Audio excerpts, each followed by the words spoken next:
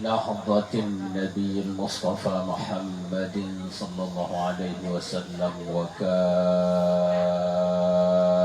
الأنبياء والمرسلين والصحابة والقرابة والتابعين خصوصا لوالدينا وقرابتنا وأستاذنا وخصوصا على كل نيتنا شيء لله لهم الفاتحة.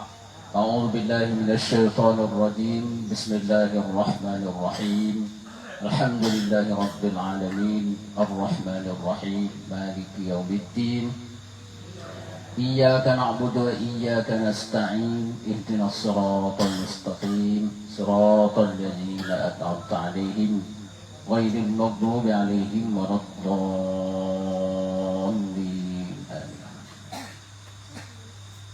أعوذ بالله من الشيطان الرجيم. بسم الله الرحمن الرحيم. الحمد لله رب العالمين والصلاة والسلام على أشرف الأنبياء والمرسلين وعلى آله وأصحابه أجمعين. قال المصنف رحمه الله تعالى: رب يسر ولا تعسر، رب تمم بالخير، يا فتاح يا عليم، افتح قلوبنا بابك يا كريم. رب اشرح لي صدري ويسر لي أمري واحلل عقدة من لساني يفقه قولي. ولا حول ولا قوة إلا بالله العلي العظيم. ولا حول ولا قوة إلا بالله العلي العظيم. ولا حول ولا قوة إلا بالله العلي العظيم. قال المصنف: dan hendaklah menilik atau menengok engkau kepada segala anggota engkau dengan apa pekerjaan yang patut dia, dan akan apa pekerjaan yang dinanti-nanti baginya. Maka memelihara engkau akan segala anggota engkau itu sebagai pelihara yang patut padanya dengan pekerjaan yang dinanti baginya itu. Maka jika pekerjaan itu sangat besar, niscaya engkau pelihara anggota itu dengan pelihara yang bersangatan. Maka bermula kaki itu adalah dinanti-nanti baginya akan berjalan di dalam kebun surga dan mahlikanya. Dan adapun tangan itu, maka dinanti-nanti baginya mencapai buah-buahan surga dan minumannya. Seperti itulah segala anggota yang lain. Maka mata hanya sonyo iyo karena memandang kepada zat Allah Ta'ala di dalam surga, dengan tiada menyerupai kelakuan melihat yang baharu. Maka tiada ada di dalam negeri dunia dan tiada ada di negeri akhirat nikmat yang lebih besar daripada nikmat melihat Tuhan itu. Maka patut sangat bagi mata yang dinanti baginya akan sebesar-besar nikmat, bahawa dipeliharakan dia dengan sehingga-hingga pelihara, dan dimuliakan dia sehabis-habis mulia, dan bahawa tiada dikotorkan dia dengan memandang akan yang haram. Wallahu a'lam.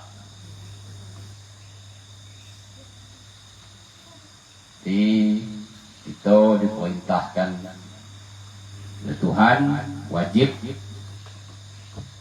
samalah wajibnya dengan solat untuk memelihara anggota tubuh kita daripada mengerjakan yang dilarang Tuhan.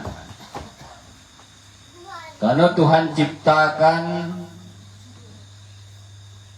tangan kita, anggota tubuh kita sebenarnya untuk hal yang paling elok, yaitu di surga tadi. Mata, nah itu dipersiapkan untuk melihat zat Allah Ta'ala di surga. Kaki itu dipersiapkan Tuhan untuk berjalan di surga.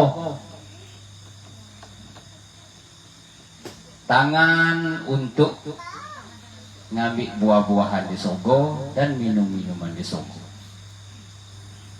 Jadi kalau anggota tubuh kita dari kini go tak bersih, kotor, itu tak ada layak masuk surga. Jadi ketika tangan kita, kaki kita, mata kita, dan yang lainnya, telinga, segala macamnya, digunakan untuk yang haram di dunia ini, maka layaknya bukan ke surga. Karena secara hakikatnya tangan itu tak suci. Anggota tubuh kita itu tak suci. Cara bersih, dilepaskan ke neraka. Kalau bersih, baru layak masuk ke surga. Ada surga tu tak lagi yang ideal tu. Yang buruk-buruk tu tak lagi. Baik itu yang buruk secara hakikat ataupun yang buruk secara tak ada hakikat, secara zahir. Yang buruk secara zahir tu seperti kotor-kotoran kaki, itu buruk secara zahir. Buruk secara hakikat tu yang mengerjakan ini dalam Tuhan. Sementara Tuhan nyadikannya untuk mempersiapkan anggota tubuh kita kok menikmati surga lagi.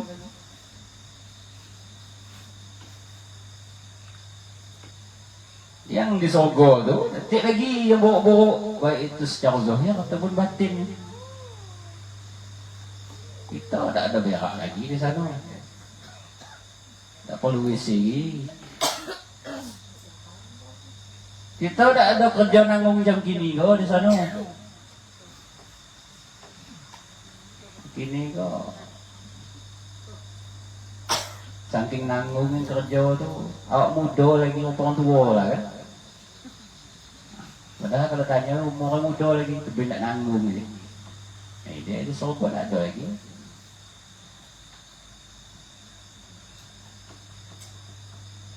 Tai-taian detik lagi di kita. Mata, pokok yang kotor-kotor, yang buruk-buruk, tak ada lagi. Iri, dengki, kalau masih ada tu, tenang dulu di neraka.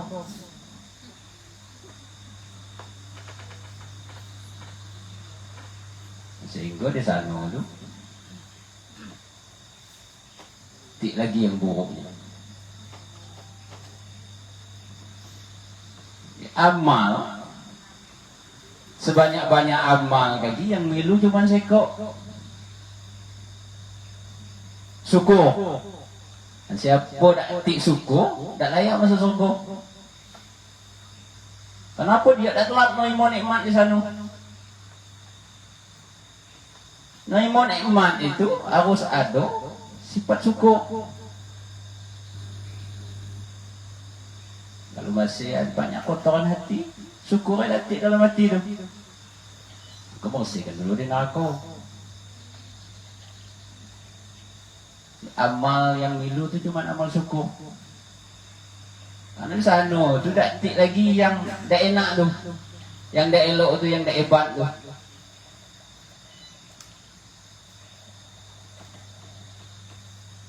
Tak lagi yang hitam. Tak lagi yang edel. Disebutkan kalau akhlak orang yang masuk surga itu seperti akhlak Nabi. Galau-galau akhlak Nabi Muhammad.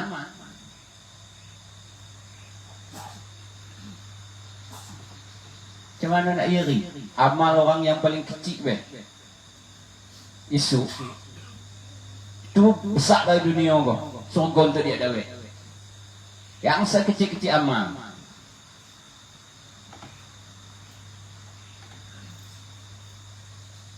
Kalau wajah kalau seperti bidadari yang masuk surga. Kalau jantan wajah, seperti Nabi Yusuf galau-galau.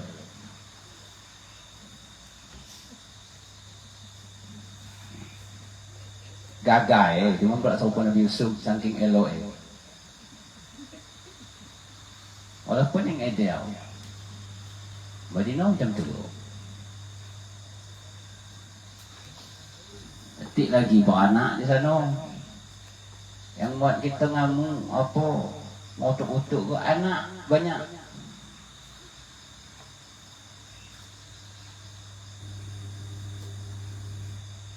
Tak mencukupi, yang kena imas lagi demam.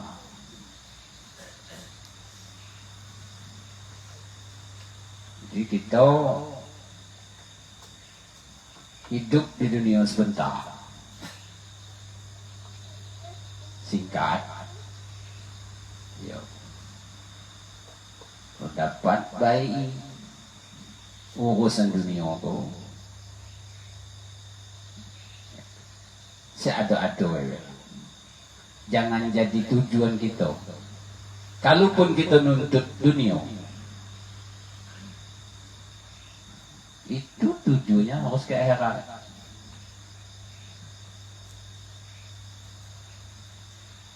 Supaya hati kita tu elok. Boleh ambil dunia sebanyak-banyak, cuma tujuannya akhirat. Kita kok tak ada bakal lama di situ.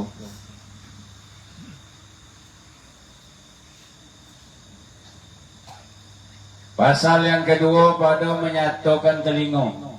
Ketahui olehmu bahwasanya telinga itu menjadikan dia oleh Allah Ta'ala bagi engkau karena beberapa faedah yang bangsa dunia dan beberapa faedah yang bangsa akhirat. Kuping dijadikan Tuhan, ada kenaknya untuk urusan dunia, ada kenaknya untuk urusan akhirat.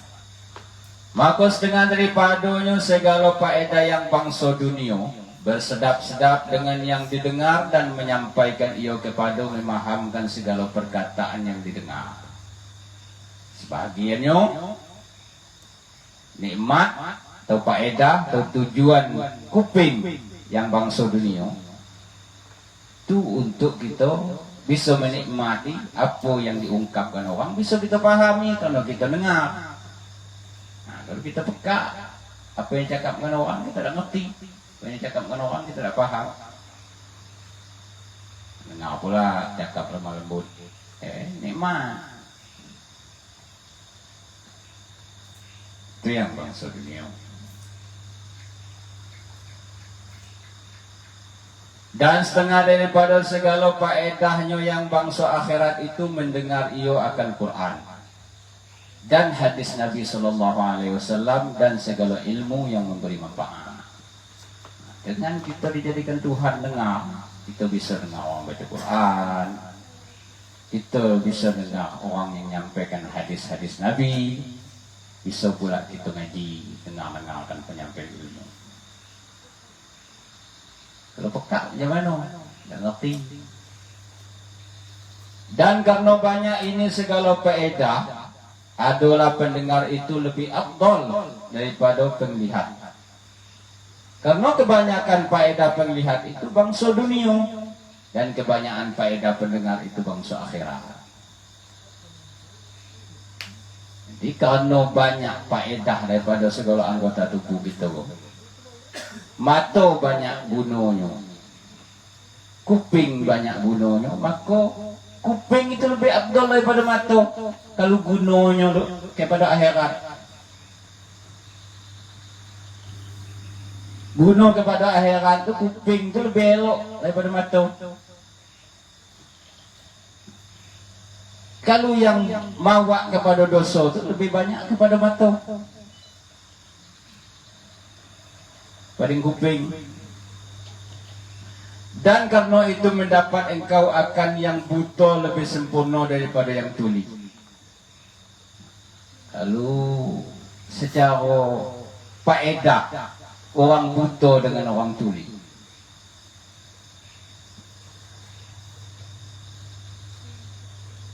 dan mendapat engkau akan yang buta lebih sempurna daripada yang tuli. Yang buta itu lebih elok daripada yang tuli, yang peka. Kalau secara guna untuk akhirat.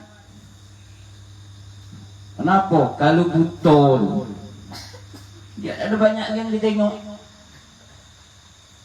Sebab yang ditengok di atas dunia kan ada berapa banyak yang elok Banyaklah bangsa dunia banyaklah yang tak manfaat. Kalau telinga tidak, apalagi dia misal dipilih, ada orang buta cuma dia dengar. Sudah tu ada orang dengar, ada orang buta dia dengar, ada orang celang tapi tak dengar. Yang banyak bawa dosa ni, yang celang tak dengar ni, kebanding yang buta dengar ni. Yang buta tu ada banyak yang ditoleh tak? Tak banyak yang mawa ke hati. Apa yang ditoleh tu kan mawa ke hati kalau. Jadi pikiran kita. Nengok pakis banyak. Ada terfikir kalau aku jual pakis tu, aku nak beli. Tak sesuai. Cita-cita besar jual pakis. Itu jadi budi terfikir. Ya pun yang tengok tu buat berfikir. Apa lagi yang kita tengok tu yang tak manfaat untuk akhirat. Mata lebih banyak arahnya kepada sana. Ini kita tengok ke jarang yang bawa manfaat.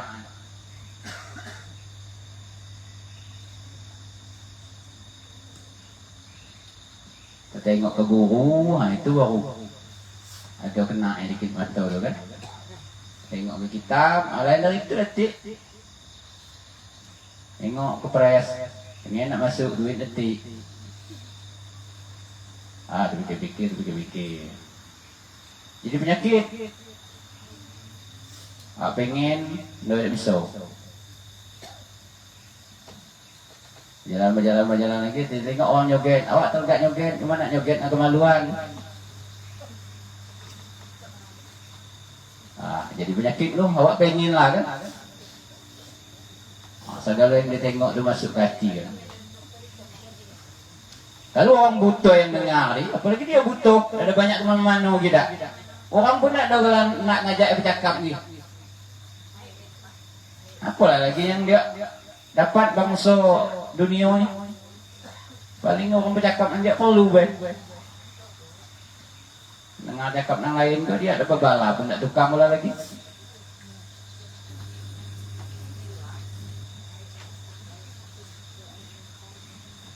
Jadi yang buta tu lebih afdal daripada yang peka.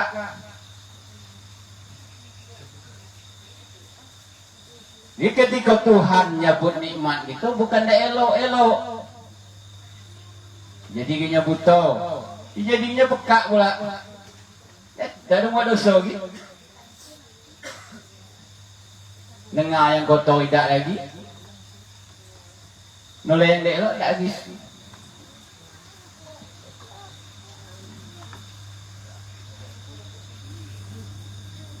Dan berbolo mensyukurkan pendengar itu memeliharanya daripada mendengar yang dilarang.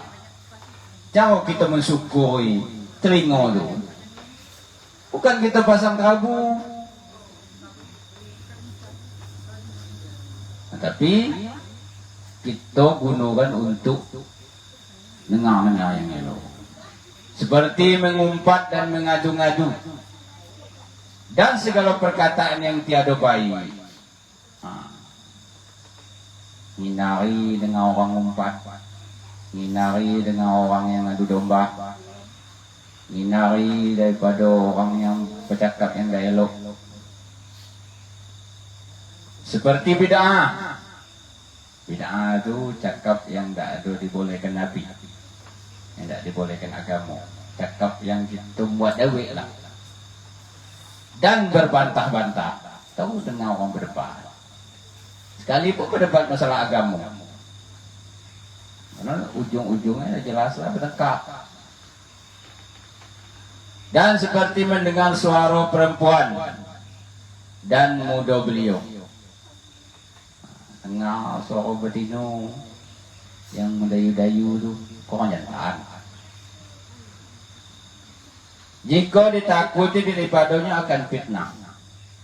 Nah, kalau kira-kira dengar itu apa namanya bahasa kita terdengar suara betina tu Tumas menesu itu hindari.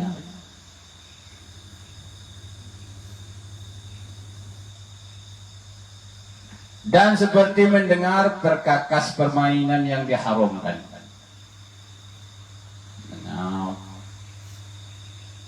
alat-alat musik seperti serunai dan gendang.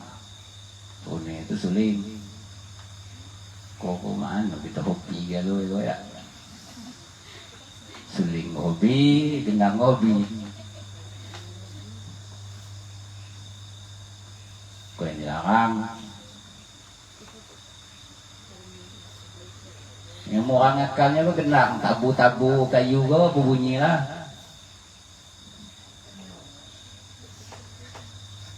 Dan jangan engkau tertipu disebabkan mereka yang menghalalkan akan mendengar umpamanya serunai itu. Kenapa pula kita tertipu? Banyak orang yang menghalalkan alat-alat musik tuh. Kita tuh walaupun hobi jangan halalkan.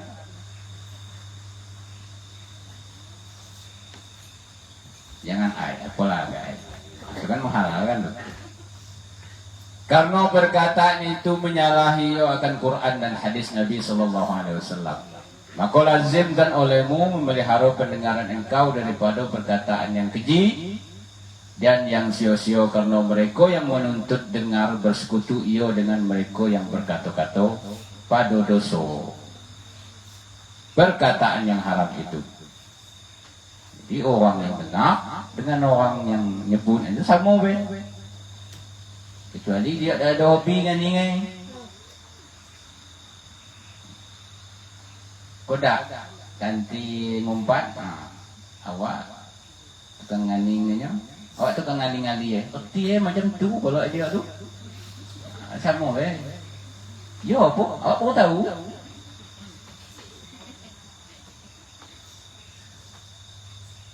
Dia tukang ngali ya. Kalau dia tukang apanya? Ibutnya segala-gala ya.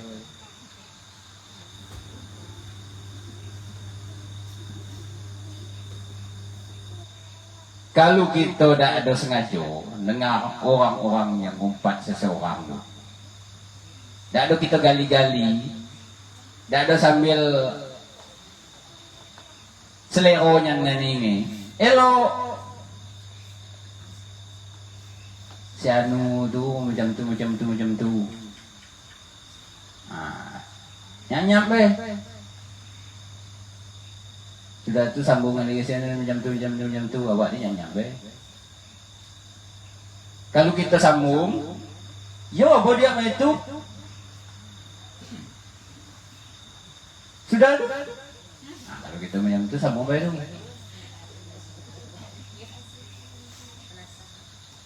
Kalau kita nyanyap be, kita aning, elok mana? Berarti yang dicaci dia tu dah elok. Kalau mudah-mudahan kita jangan macam tu.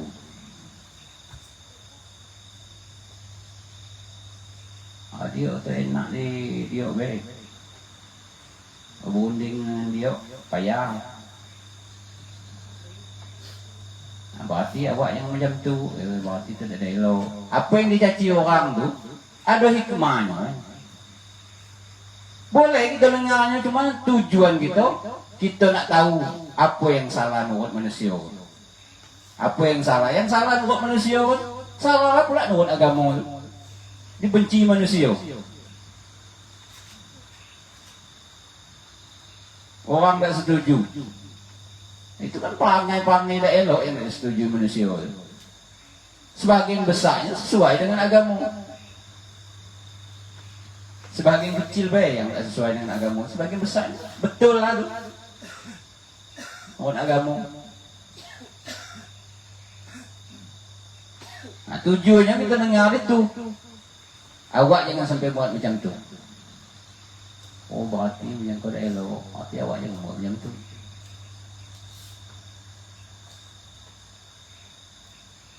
Kalau awak dengar orang atau orang silu kan ni, berarti kalau atau orang kan tak ada elok. Tak ada enaknya ni kan. Dalam hati kita berarti kalau aku kuda hati, aku kata itu. Tinggal tu orang ni elok.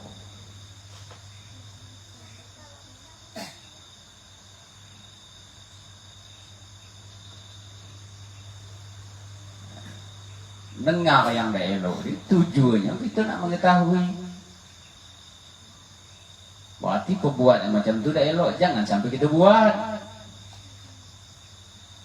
Dengarlah sampai batas mana dia nyebutnya. Asal tujuannya tu. Kalau tujuan kita nak tahu aib orang, itu tak boleh.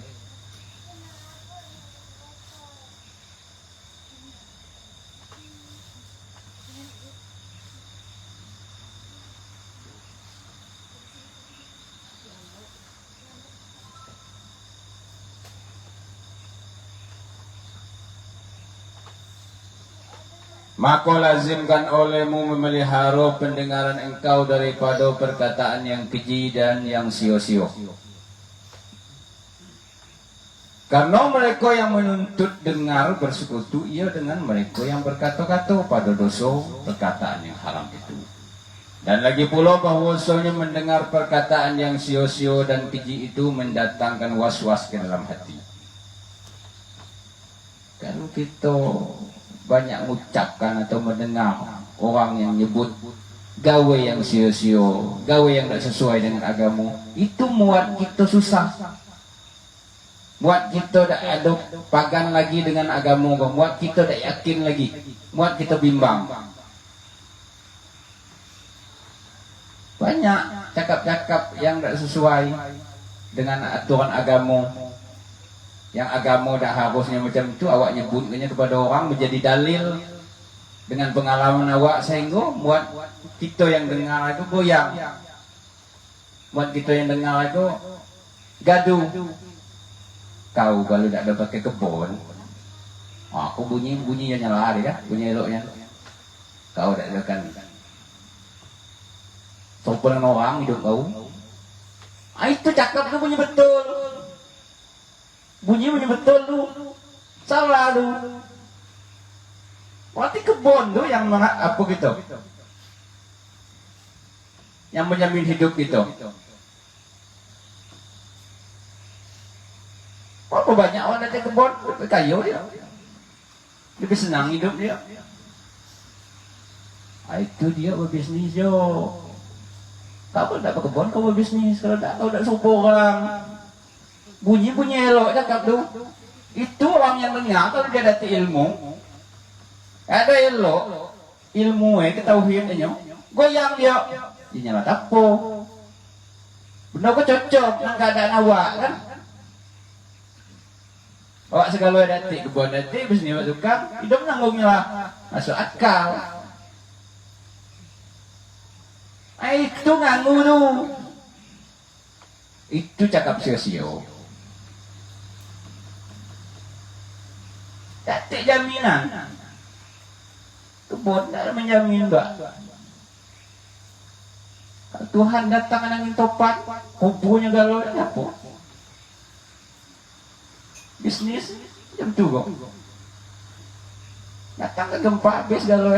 Ukoi habis galau habis. Tak ada yang menjamin kecuali Tuhan hidup kok. Jangan kita pegang. Itu guna ngaji kau. Tak ada yang nyamin. Datang ya Tuhan gempa habis kalau itu. Cakap tu boleh. Cuma yang cakap kan dengan orang-orang yang lolo. Awak yang cakap itu bunyi nyala. Itu yang mahal. Nah itu cakap sio-sio. Datang dengan was-was kepada orang yang tak ngerti. Saya kalau di ngaji saya sebut. Mat-mat itulah. Kalau di luar ngaji, saya iya. Nah, kalau kan,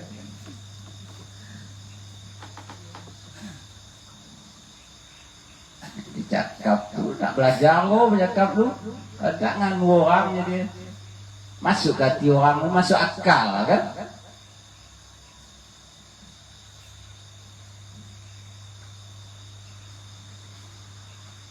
Itu perlunya kita ngaji, kita nyakapkan orang, jangan nyakapkan yang ngadukan hati dia.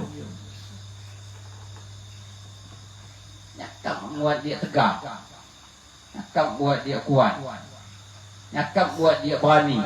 Itu yang diperlukan.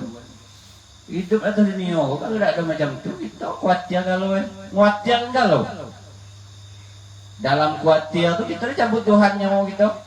Kalau ada yang sampai hidup awak khawatir, yang awak khawatir dia dah bersuruh. Kan sia-sia jadi hidup kita sia-sia, yang kita pikirkan sia-sia.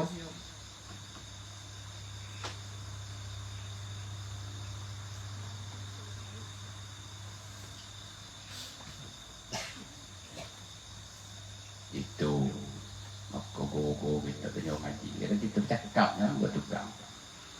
Pasang kita betulnya kita kan.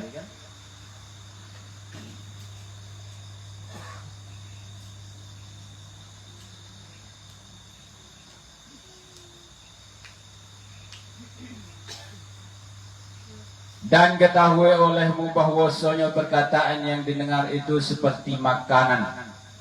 Cakap yang kita dengar daripada orang-orang jahil, daripada orang-orang yang tidak mengerti, bahkan daripada orang-orang yang ahli akal, seolah-olah dia itu orang pintar, setengahnya memberimu manfaat dan setengahnya memberi mudarat.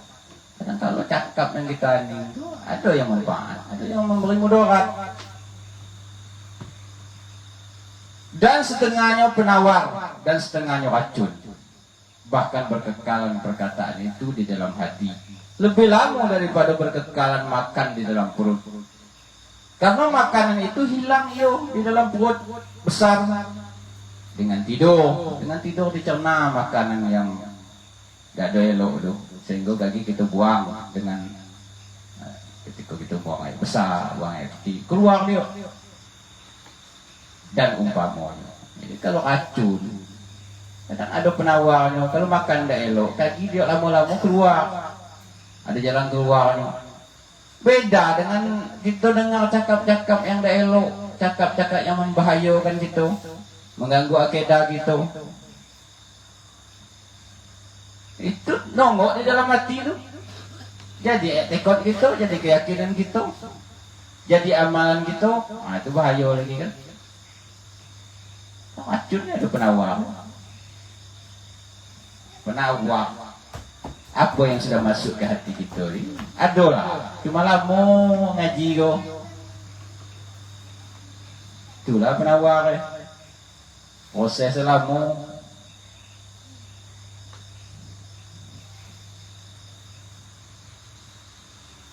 Dan terkadang berkekalan ia di dalam perut beberapa hari, kemudian hilang ia dengan makan pencahar atau penawar.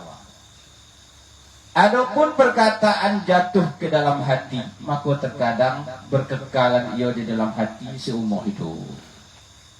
Nah, kalau cakap-cakap yang elok, cakap-cakap yang menyakitkan hati, cakap-cakap yang ganggu hati, yang buat kita bimbang, buat kita was-was, buat kita tidak yakin, itu kadang seumur hidup kita pakai dan tidak hilang. Contoh cakap orang yang nyinggung kita lah. Nah, itu seumur hidup kadang tu kita ingat, tak pakai elok-elok. Makan ini beberapa hari dicerna oleh isi perut, keluar dia, hilang racun ni. Maka jika ada ia perkataan yang jahat, maka senantiasa ia mempatahkan dan mendatangkan was-was. Cakap yang tidak elok, cakap yang ada manfaat, cakap yang salah, bunyi-bunyi masuk akal itu nongok di dalam hati, menjadi keyakinan kita, menjadi ilmu kita. Nah, itu bahaya. Bahkan terkadang menyebabkan ia akan kebinasaan yang besar. Kadang kita pula yang nyampainya ke orang karena kita masuk akal. Maka hendaklah bersungguh-sungguh orang yang berakal pada memelihara pendengarnya. dan segala anggotanya sebelum ditanya daripadanya pada hari kiamat. Telah berfirman oleh Allah Ta'ala, Inna sam'a wal basara wal fu'ada kullu ulaika kana anhu mas'ula. Artinya bahwasanya pendengar dan penglihat dan hati sekaliannya itu akan ditanya daripadanya pada hari kiamat. Jadi galau-galaunya ditanya. Nanya bulut beda kan. Amal gitu, yang baik dipisahkan Tuhan, yang buruk dipisahkan Tuhan. Itu ditimbang itu. Kalau banyak yang buruk, kena aku dulu.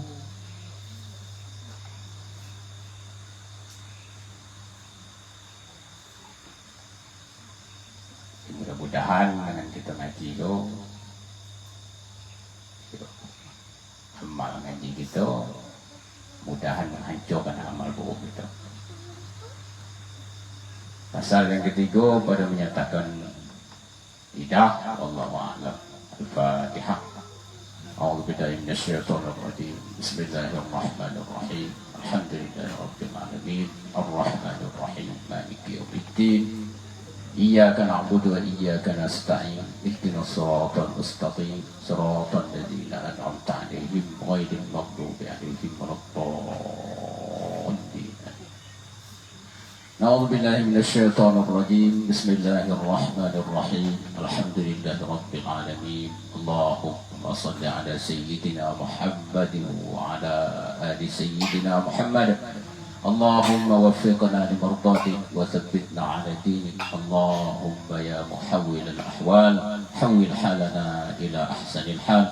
Allahumma hdina ya hadi, khubbir lana ya khubir, bayyin lana ya mubin. Allahumma faqihna fid din, nu'allimna at-ta'wil. Allahumma ighfir lana dhunubana wa liwalidayna warhamhuma kama rabbayana shaghira.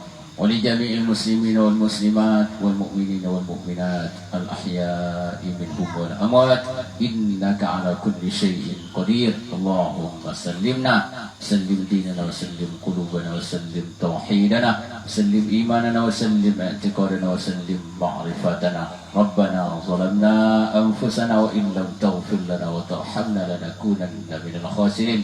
اللهم اجعل جمعنا هذا جمعا مرحوما وتفرقنا من بعده تفرقا معصوما. ربنا آتنا في الدنيا حسنة وفي الآخرة حسنة وقنا عذاب النار. وصلى الله على سيدنا محمد وعلى آله وصحبه أجمعين. الحمد لله رب العالمين.